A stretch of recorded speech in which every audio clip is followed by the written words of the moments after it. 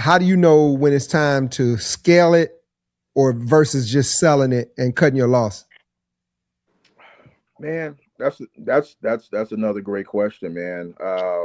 And I've been in a few situations like that where you kind of get to that point where you can no longer take it to the next level, Mm-hmm. and it's not necessarily uh, um, a failure or mistakes made. A lot of times, I mean, you just get to the point where a business, you need to bring in that next person Mm-hmm. that has the expertise or just has the passion to get it to the next level, man. There's some businesses where I've just been completely burnt out, and Right.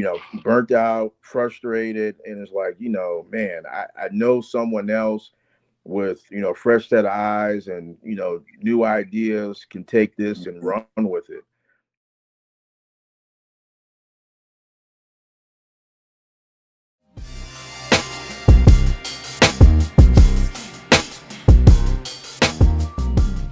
What's up, everybody? Welcome to the Pattern Disruption Podcast.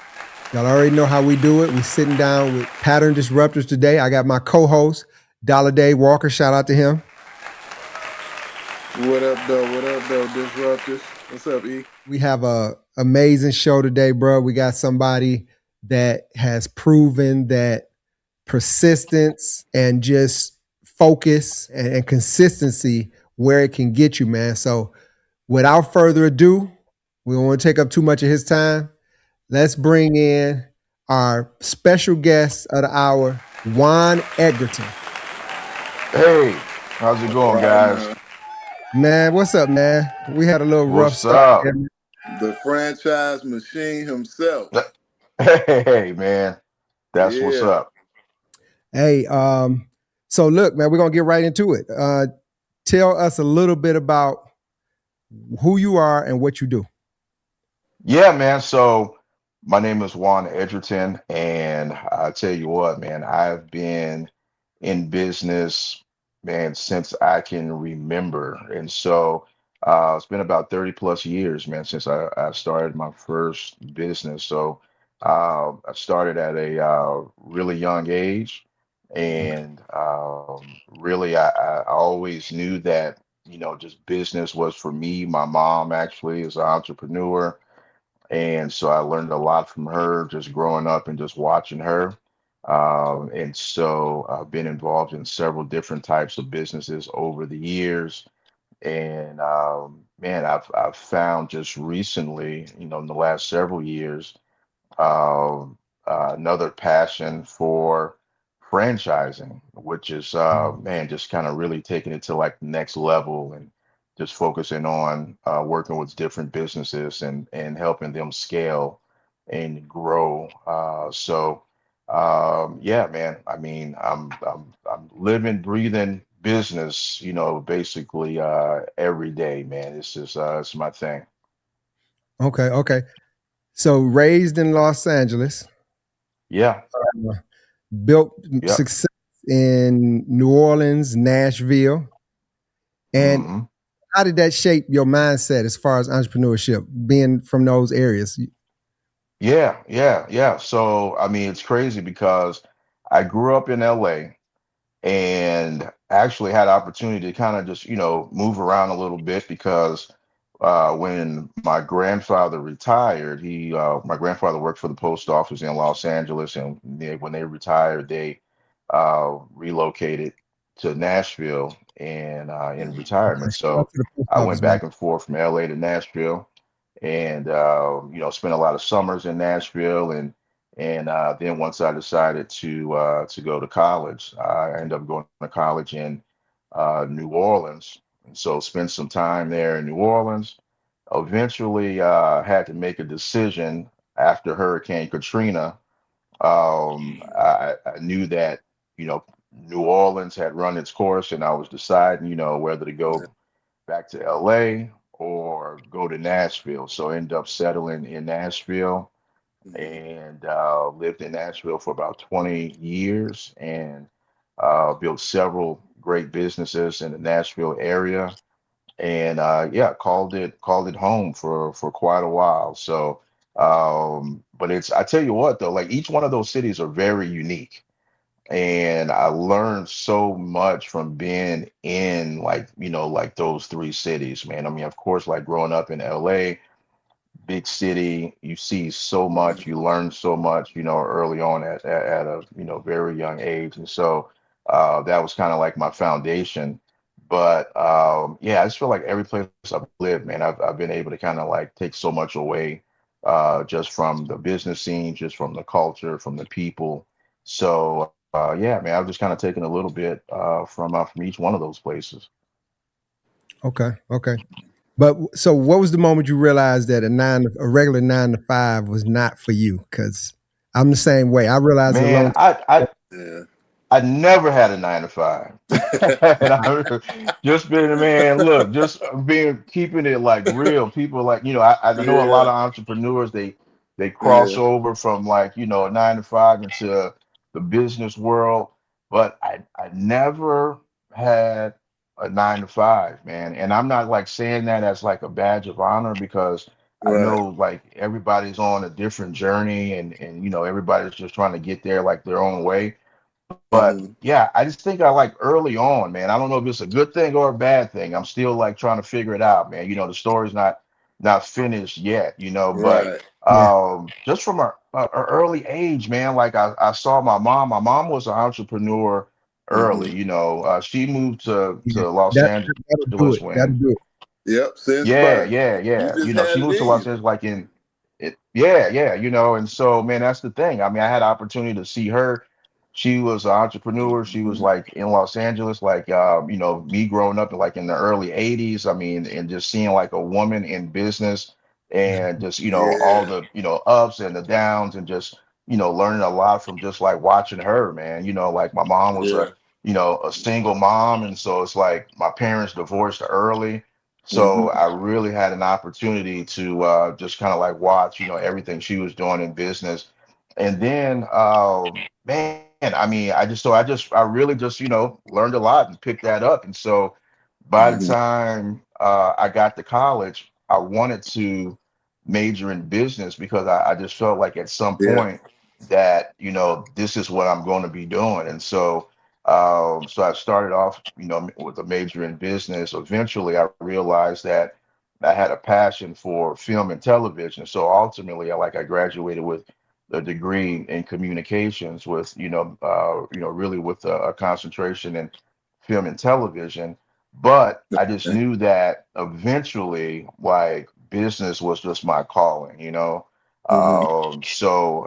Everything that I did really from like, from college on was just kind of a stepping stone to kind of establishing myself in the business world. So, I mean, of course, in college, I mean, I had some jobs here and there, like some part-time, gigs, but Right. I've never worked a full-time job as an Hmm. adult ever, man. I've always just kind of relied on myself creating those opportunities, and I've given a lot of people jobs.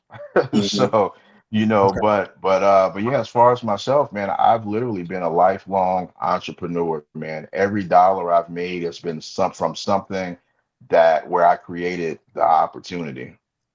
That is a badge of honor, sir, for sure. That's a badge of Well, I honor. appreciate that, man. Yeah. Most people that they don't know that being in business for yourself is harder than working the 9 to 5 job. You always Yeah, working. yeah. No, it is. Yeah, yeah, yeah. Yeah, Um, absolutely. so, okay, a lot of times they say to be a good leader, you need to be a good follower, right? True. You were a subordinate at one point in the part time jobs. Hmm. Um, Yeah, did you learn anything from that you used in your entrepreneurial endeavors? I I did. Matter of fact, man, really every job that I had as far as like part-time job and then like, man, as a teenager and Hmm. growing up, I mean, I worked of course, everybody, man, has that fast food experience, and so, Mm-hmm. so I had that experience, and then, kind of getting into college, man, I worked at a couple of stores in the mall. And Mm-hmm. so I worked, man, at Gap, and then I worked at this kind of market research place where I don't know, man, I'm probably showing my age a little bit because, man, you don't even really have malls like that anymore, Yeah, But it's crazy. you guys, yeah, anybody out there that's like, over 40, man, you remember Mm-hmm. like in the mall, there used to be people that, you come in and those people that be doing surveys in the mall, man.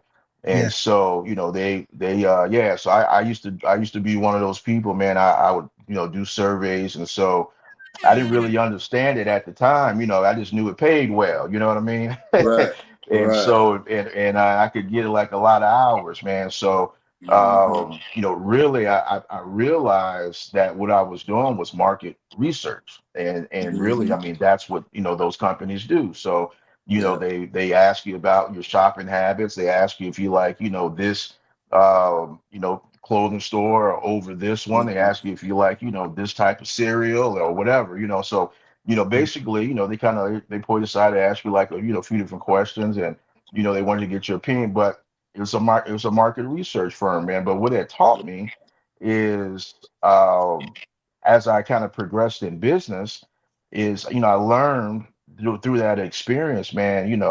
How to research, how to ask people certain questions, how to get people's like opinion on certain products, and Mm-hmm. then they would do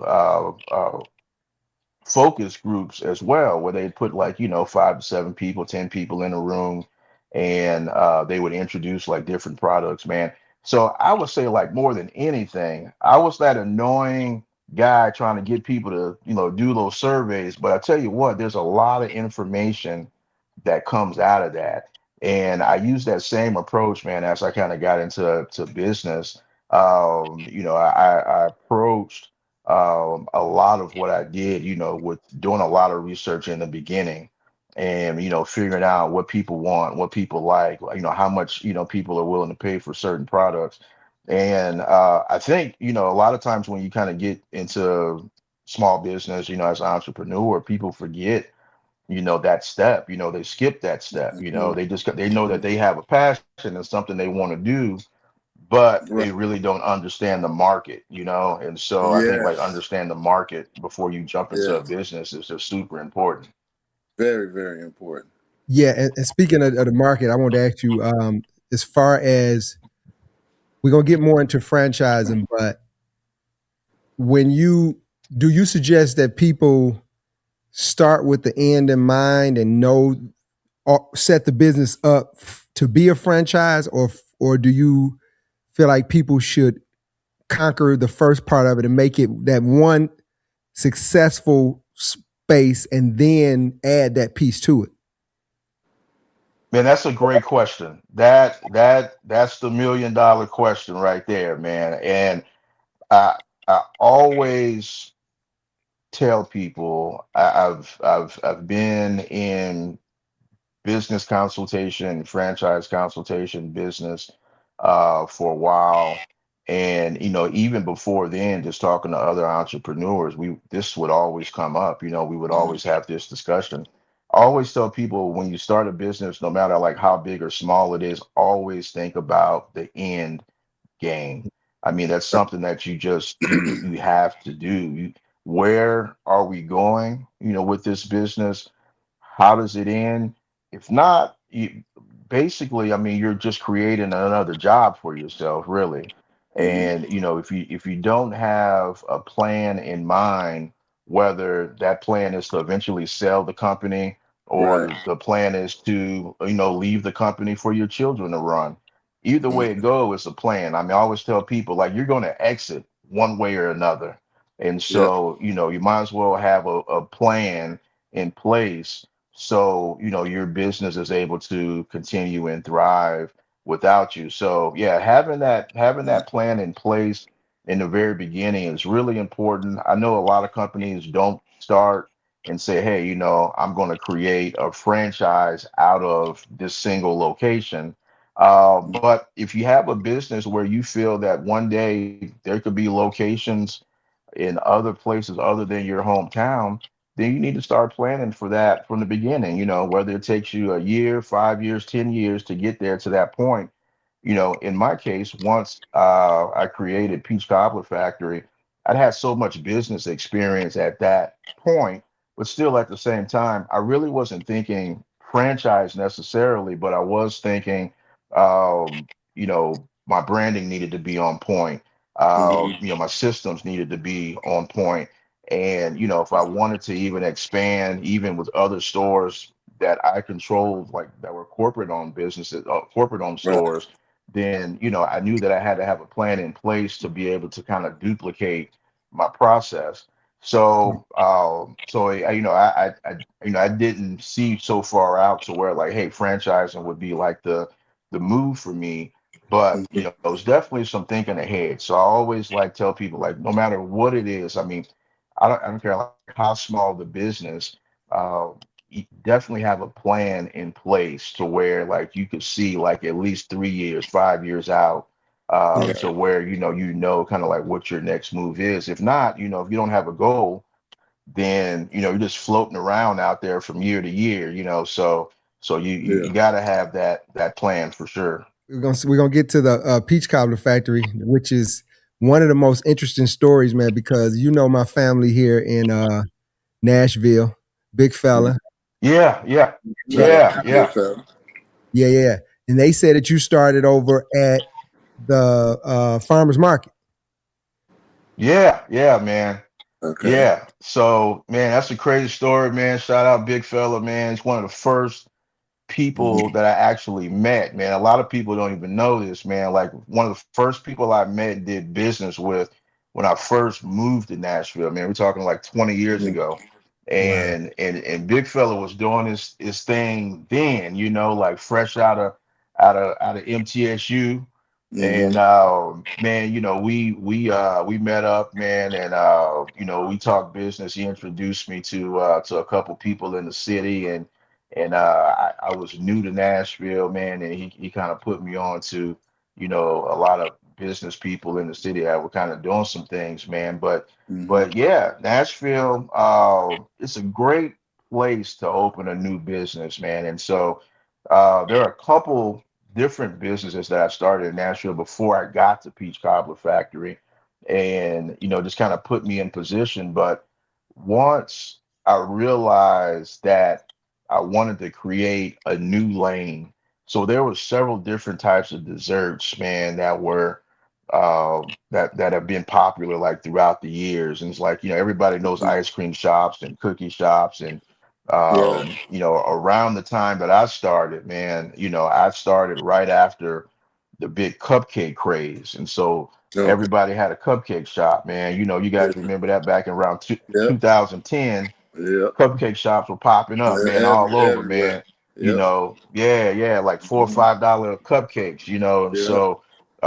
so that was kind of one of those things, man. I looked at that business model, Mm-hmm. and I actually got into the cupcake business for a little bit. Matter of fact, there's a popular cupcake company in Nashville called Cupcake Collection.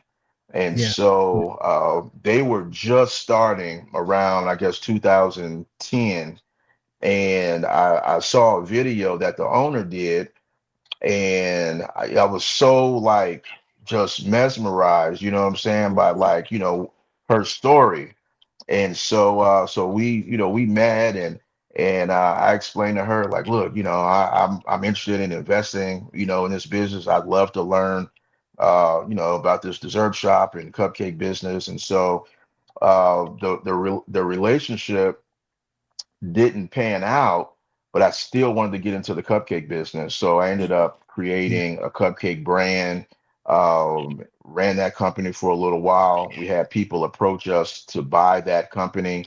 We ended Mm-hmm. up selling the cupcake business.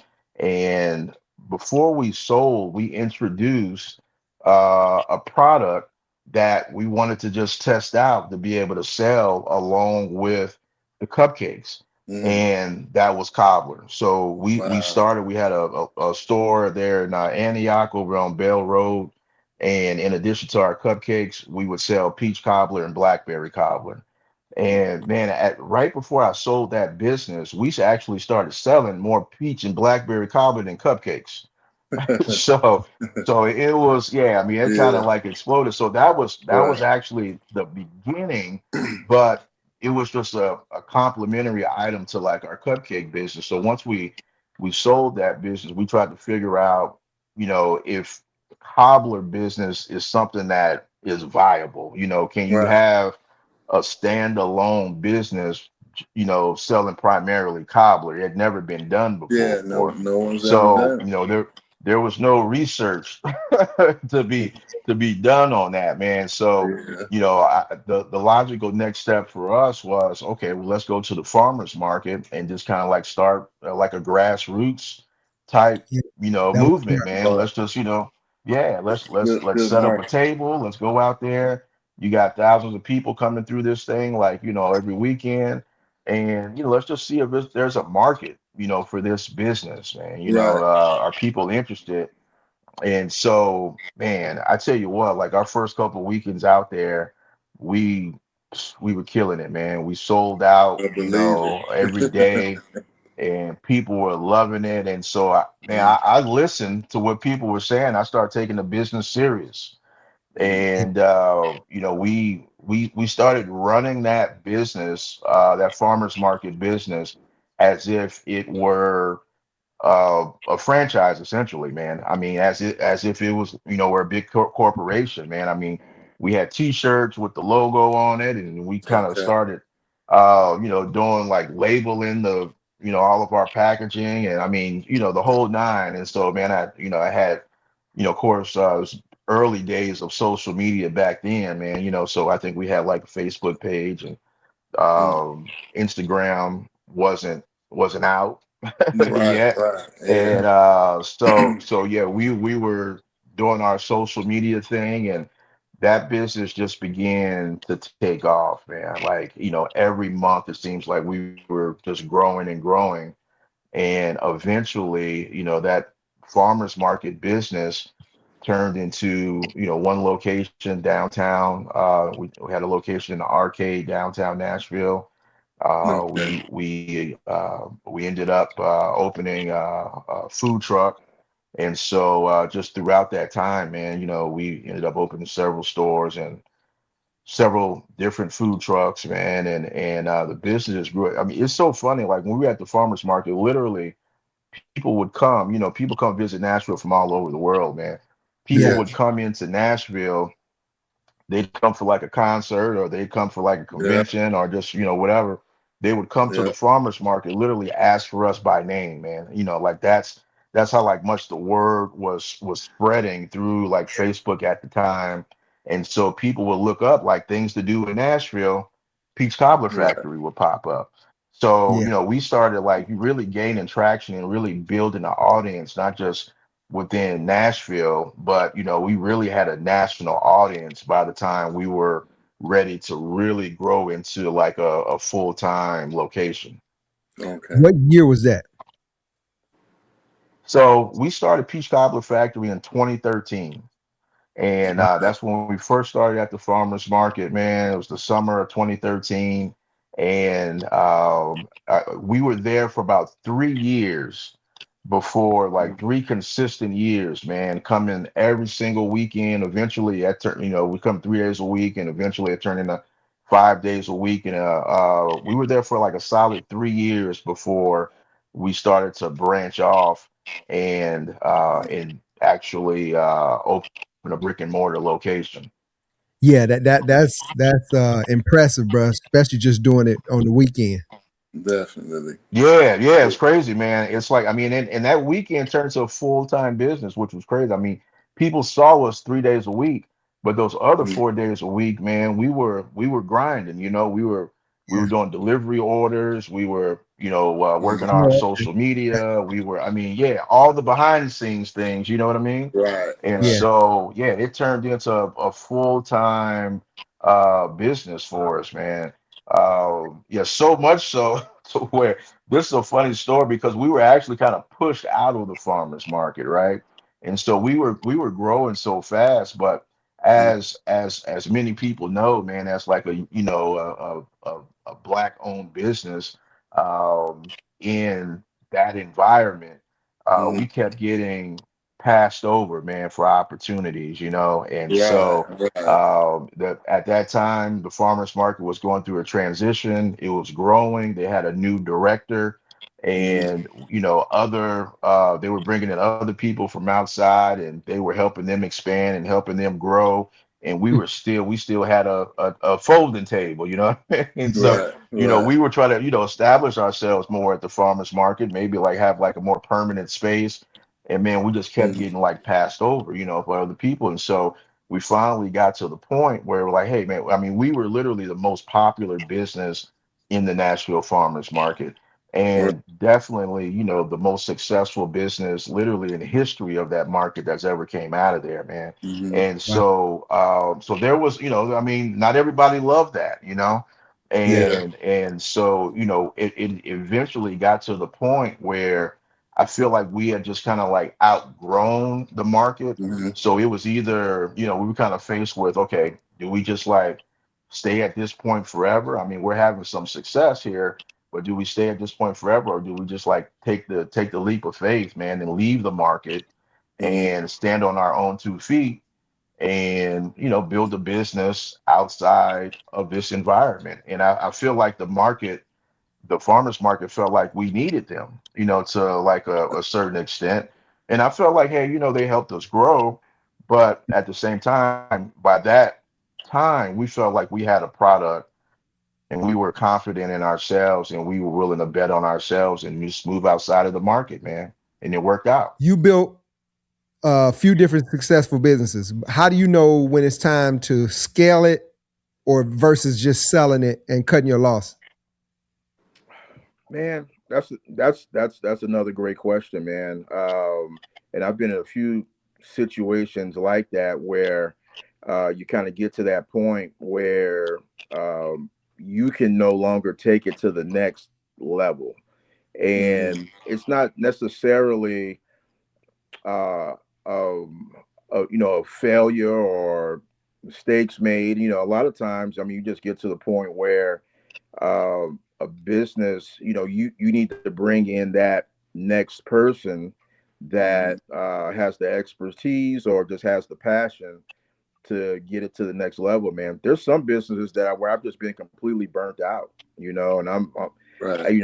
burnt out, frustrated, and it's like, man, I know someone else with a fresh set of eyes and new ideas can take this and Mm-hmm. run with it. And so Yeah. I've been in that position, a few times, and I've been successful in selling multiple businesses. And I think that's where it gets to as an entrepreneur, is that you've taken it as far as you can go, and now it's time for someone else to jump in. One thing that I've learned just over the years starting businesses from scratch is you realize that in the very beginning, I mean, you may have that passion and you may have the vision, but long term you're just thinking, that how many years do I want to put into this? And Right. so I've been just at that point where maybe a year in or 2 years in or 3 years in, I just feel like, okay, maybe I want to switch to something else, right now. And so, let me bring somebody else in who shares the vision and shares the passion, Mm-hmm. and give them an opportunity. So yeah, I've been able to pivot several times, Mm-hmm. and even getting into the food business, I mean, it wasn't something that was just a natural progression for me, even though, I mean, in New Orleans I'd been involved in nightclub business, I'd been like hospitality, and some restaurant stuff, Right. but never thought that I would spend nearly a decade building a dessert company. Right. So yeah, just the way it happened, just Yeah. life put you in that position.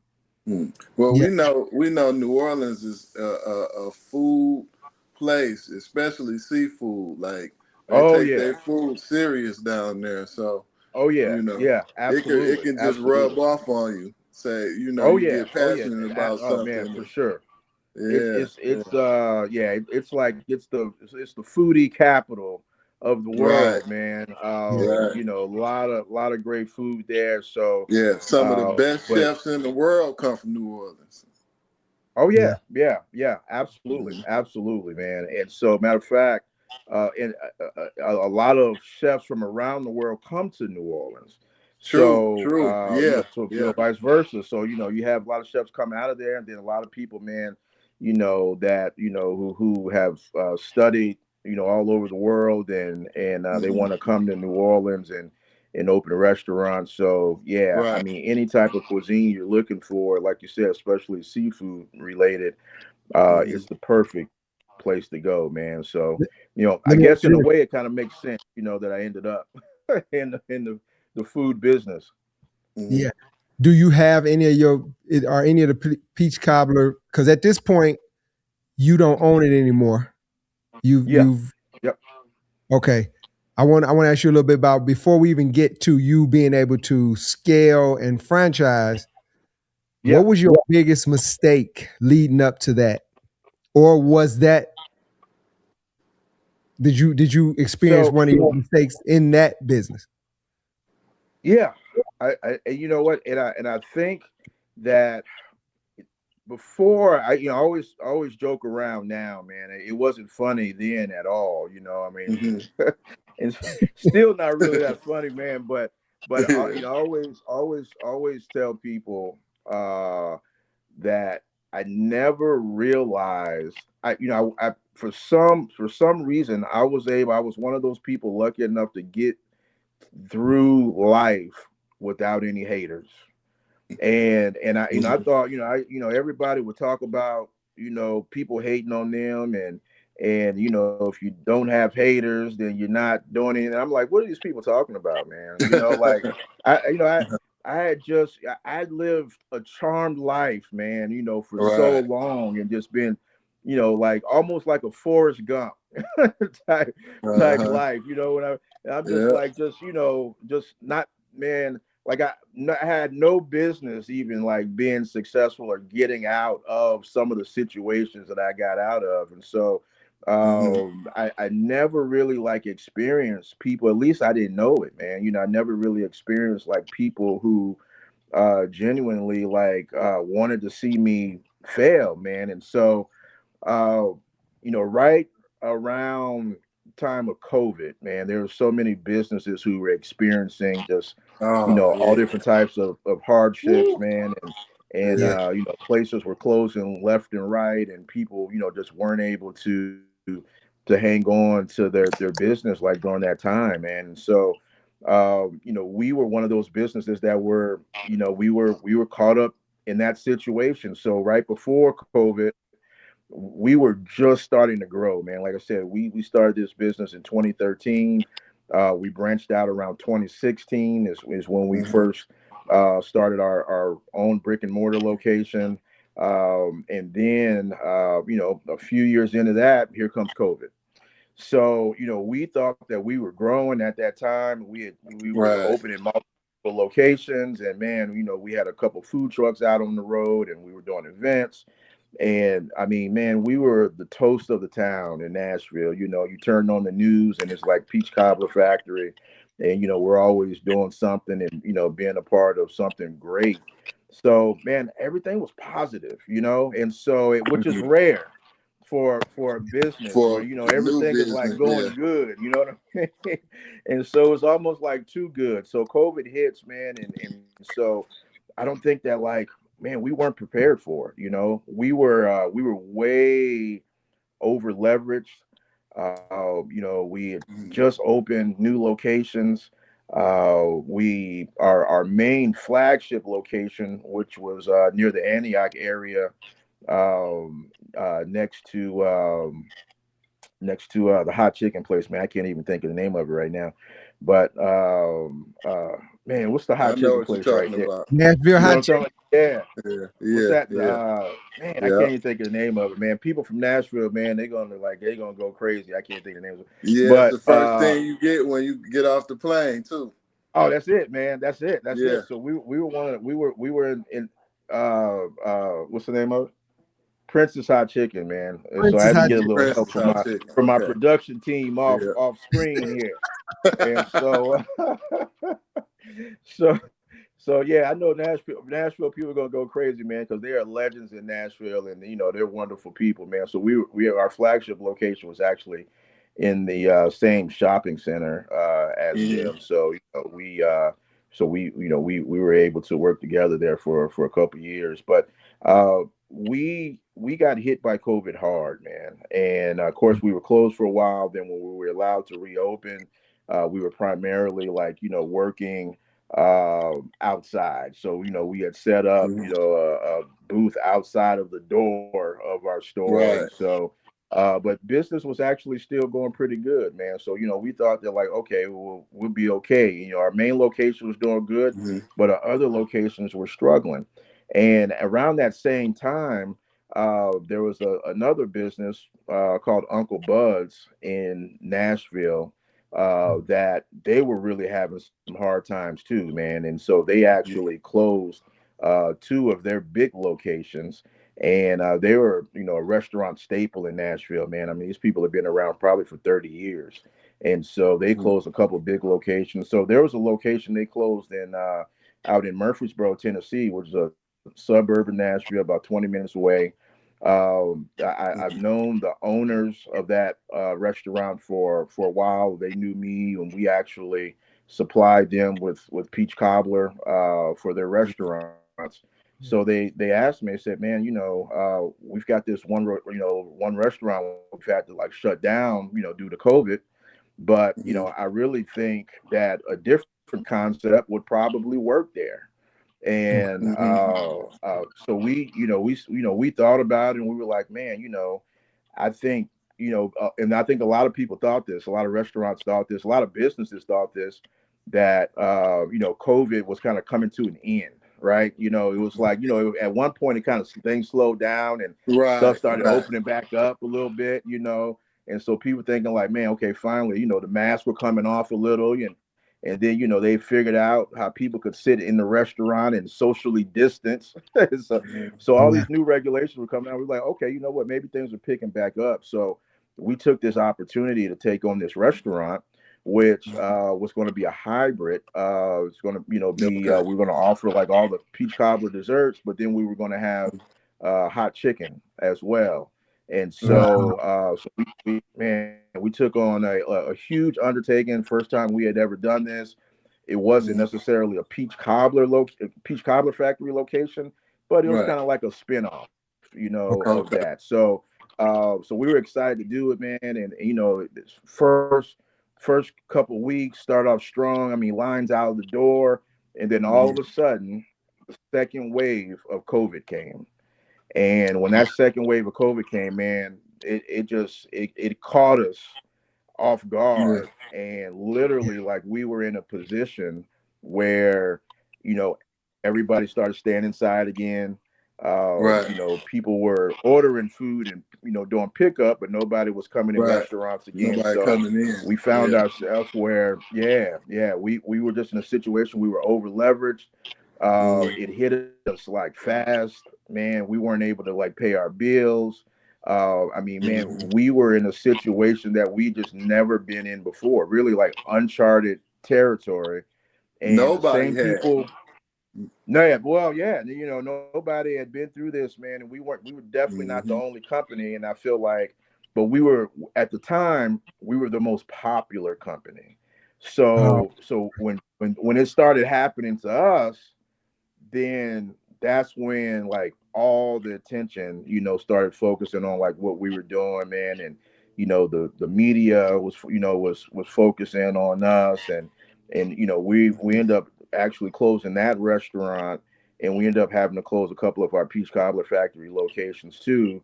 And Mhm. then of course, man, anytime you have to close locations and anytime people lose their jobs, then they yeah. light you up on social media, Yeah, man. they And they do. lit us up, man. They lit us up. And so Mhm. I see, man, if anybody was ever canceled, man, it was us.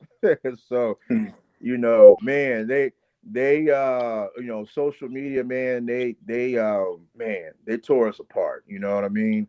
Yeah. They tore us apart. And so I'd never been in that situation before as a business owner, man. I mean, I just, to be honest, there's never was in that situation. I mean, people who I thought that I knew, people who I thought were friends, man, Yeah. people weren't talking to me anymore. And man, Oh, people were, you know what I mean? Yeah. People were weren't picking up my phone calls. Hmm. That, even though that wasn't a Peach Cobbler Factory location, we started losing business at the Peach Cobbler Factory location as well. Right. Just because, people were like, hey man, like all these people like lost jobs, and and you guys, not able to like, pay bills, and you're closing stores, and people just kind of they forgot about the humanity part of it Yeah. with Like, COVID.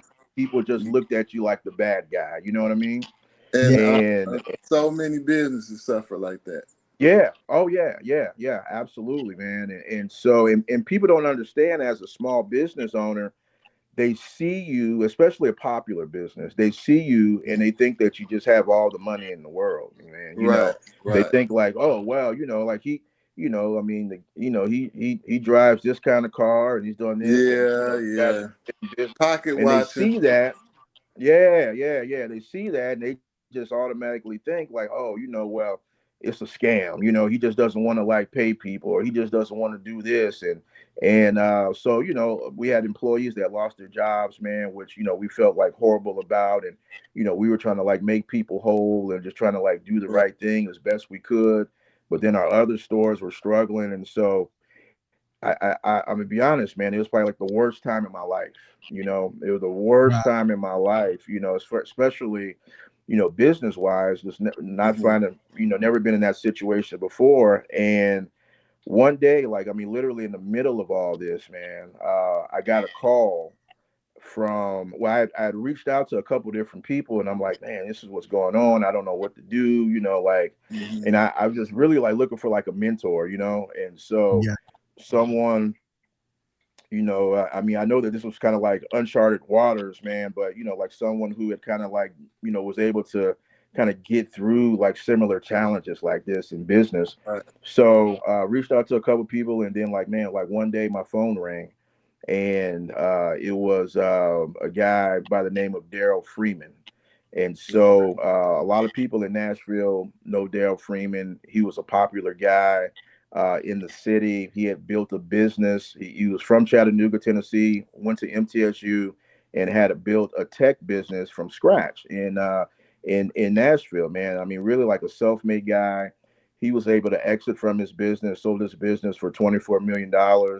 Hmm. Became a just a real yeah, man. This was a real powerful black guy, and owned about $100 million in real estate. He owned a lot of the real estate where Dollar General stores were built all throughout the South. This guy like Okay. flew his own plane. He was a pilot. He was a chairman of a bank, a local bank in Nashville. So Hmm. this was, and I saw he actually lived the next neighborhood over from me, man. He lived in Governor's Okay. Club in Nashville, I had one foot in Governor's Club and one foot still in Brentwood, man. I was trying to get to where he was, yeah, but I would see him. It's funny, like in between our neighborhoods, man. Like there was a Kroger, and there's a Hmm. Kroger and a Publix right there, man. If anybody knows that area, Concord Road. And I would always see him. I never knew who he was, but I would always see him pull up to the Kroger in his black Ferrari. And I'm like, man, who is this brother? You know what I mean? And so he'd pull up, right at the Kroger, man, in a Ferrari parked right in front, Hmm. never knew who he was. But during this particular time, man, I ended up getting a call from him, and he said, man, like I know what you're going through. He said, Hmm. don't quit, don't give up, don't throw in the towel. And Hmm. he was like, man, I want to help you. And he invited me out to the country club there, and we met at the golf club. Hmm. And man, he just sat down with me, man, and we just talked for That's good. hours, man. wow, Yeah. I told mm, him everything was going on, everything that I was going through, and it's so funny because at the time, I all of what was going on only owed about $20,000, man. But Right. $20,000 at that time in my life, Yeah, at that time, yeah. Yeah. oh my God, bro. Oh yeah, I mean, for it's like sure. the walls were falling down. You know what I mean? Yeah, And yeah. so, he asked me like straight up. He was like, "Man," he was like, what just kind of like what makes everything like work out, like what makes it better, man." And Mhm. so, I told him, I said, "Look, man, I probably need like a partner to come in and maybe maybe I sell some of the company to you." He was like, "No," he's like, "You don't want to do that." He was like, "I want to help you." He was like, "But no, you don't want me as an investor, man, because I'm gonna be on all on top of you." You Say know he what going I mean? right. So he was like, but he was like, "I'm At gonna help least you he's through it." He was like, honest. "Yeah, yeah, oh yeah, yeah." He was a real Mhm. honest, straight shooter, man. And really, like in that conversation, by the end of that conversation, man, it felt like I was talking to like an uncle, like just a Mhm. friend. And he said, "Man, I'm a mentor you." He was like, "My family is a fan of the Peach Cobbler Factory. You probably don't know it, but like, my Okay. wife and kids, they've been to your food truck." And Mhm. so, man, he in that one conversation, man, it turned my whole life around. And Wow. so, he said, "Look, man, I know everything. It feels like the whole world is against you right now." He was like, "But, like you, I'm with you. And so, like, if I'm Yeah. with you, you ain't even got to worry about it, You ain't got to worry And about it. so, Right. in Right. that moment, man, I really like I felt like, okay, I'm gonna get through this. So Mhm. he helped me get through that, man. And really, he said, "Look, you got to get out of Nashville because as long as you kind of have all your eggs in one basket, then, Mhm. people are going to just like keep, trying to, sabotage you or whatever, you know what I mean?" And Right. so, Right. Right. he said, like, let me, why don't you start looking at some different locations? Mhm. And he said, let's buy some real estate together. And he said, I'll use, like his words were like, I'll use like, my money and my influence. Mhm. And it doesn't matter if you've got credit or bad credit, good credit, or whatever the case may be. He was like, let's buy Yeah. real estate together and let me, help you get back on your feet and build a strong company on Mhm. a solid foundation. So Yeah. I started looking at locations outside of Nashville. I went to Atlanta. I went to Louisville, Kentucky. Eventually, we settled on Louisville, Kentucky. And he said, Mhm. "Man, look, let's get on my plane and we'll fly up to Louisville." And so, I mean, I'm telling you, man, this guy was like sent. He's like an angel. And Mm. so he's sent passed away. So I mean, he really was like an Oh, angel. I mean, right. Yeah. and so we opened this store in Louisville, Kentucky, and in Louisville, Kentucky, I mean, literally, our first month in business, we did 70,000, Wow. and it was not only was it as good as Nashville, but it was Mhm. better than Oh, Nashville. And he said, one thing he said to me, he said, "Look," he was like, "Man, just because like you're in a storm in one city, Nashville is not the end of the world. Like Yeah. right. it's a whole big world out here." Yeah. And so just because of you got a few people in one city that are upset with you, that doesn't Mhm. mean Yeah. anything. Don't give And up. so it Right. really gave me like the confidence to really like get outside the box, get outside of Nashville, see a whole different world, man. See Mhm. that, like, I mean, when we opened those doors for our grand opening, I seen like the line literally going down the block. Yeah. And he said, "Look, man," he said, if you're willing to listen and if you're willing to learn, he was like, "I guarantee you in 1 year from now, you'll be a millionaire." He was like, "I create millionaires." I mean, that's straight Right. up what he told me, man. He said, "I create millionaires." And Mhm. be honest with you, man, it's like every time I tell the story, and I told it a million times, man, I get goosebumps because, Mhm. in the summer of 2021, we Mhm. started franchising. And as soon as we started franchising, man, not soon after that, I mean, literally, I became a millionaire, just under his direction, Oh, under his guidance, man. And I'm right. not talking about like millionaire on paper, man. I'm talking about a million in the bank. You know what Okay. I'm saying? I'm saying like Yeah. looking at Initial millionaire. pulling up your Yeah. Chase app, and it's Right. like, you Right. know what I'm saying? And the Yes. zeros Yeah. are Yes. there. Yeah. so Hmm. and man, not too long after that, about a year after that, we began negotiations. I mean, we opened.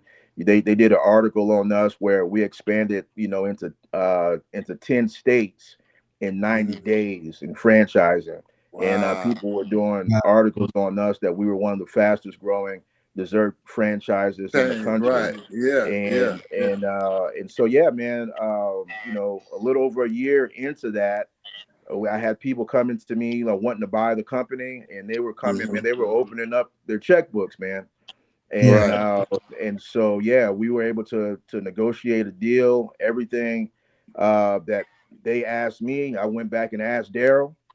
And Yeah. matter of fact, one of the last text exchanges, like between like me and Daryl before he passed away, was that, Mhm. man, like I told him, I said, man, look, I sold the company, man, and it's like, literally, I'm a multimillionaire. I mean, Yeah. we were just, I was just breaking down, crying at the Governor's Club, man, telling Yeah. you my Right. sad Listen, story, I was going to ask and you yeah, how you felt when you saw that $70,000 month. I didn't want to get too far away from that. That feeling yeah, of seeing those yeah, lines around the block woo, after all you went through. man. I tell you what, it was the sense of, when you go through a tough time like that, a lot of times you feel that, you know it's something you did, like it's, Mhm. man, I made a mistake. Maybe I am what they're saying, right? Maybe I am like a Right. terrible Right. person, like maybe I am like a bad businessman, like maybe I mean, and even like the attacks on me and my family, man, a lot of it was personal, and so Yeah. you start believing that, like, Mhm. maybe, You just man, like, constantly hearing it. Right. Exactly, man. You Yeah. really start to believe it. You really start to give up hope. It really starts to beat you down, man. Because, Yeah. like I said, I mean, even like people who I thought were friends, man, just alienated me, man. Didn't want to be seen with me. Didn't want to talk to me. Like Right. if I went in a grocery store, man, I felt like people were going the opposite direction. I Yeah. Let me mean, let I me tell really let me felt tell like, yeah, let me tell you something, Juan. I call it the scamdemic. yeah, The scamdemic was one of the hardest times for yeah, humanity ever. man, for So sure. many people lost friendships. A lot of people Yeah, got divorced. A yeah, lot of businesses, they failed yep, because of what was going on. When you yeah. got people scared about their health, and Yeah. we lost a lot of people too because of it. Oh yeah. and Oh yeah. and Yeah. and it wasn't you. It definitely wasn't your family. It was people needed somebody to point a finger at. Yeah. You Yeah. know, Yeah. and Yeah. that's really what it comes down to. Everybody needed a scapegoat to point the finger at, and nobody was looking at what the real problem was Yeah. and what was going on. So Right. Right. to make it out of that is a definite success story in Yeah. itself. Yeah. Listen, It was. and you It know was. what? Yeah. Humans Go ahead. are, sorry to cut you off, but No. Go ahead. humans are the only species that pay a price or suffer like more than once. You know what I'm saying? Like every time you Mhm. think about it, you kind of you beating up on Yeah, yeah, it'll put you in the mood. yeah, Right. Yeah. you keep Yeah, Yeah. beating up yeah, on yourself, yeah, Oh and yeah.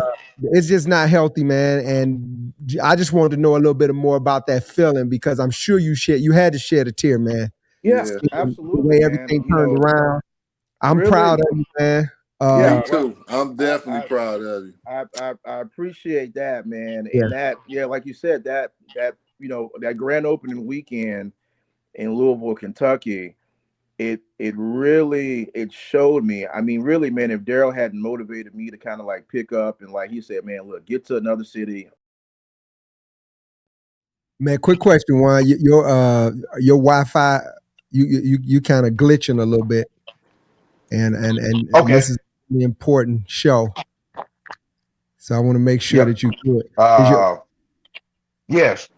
Is that a little better, um or am I still going in and out? yeah, you still going in and out? See if you Let me can see go out something and real come back quick. in.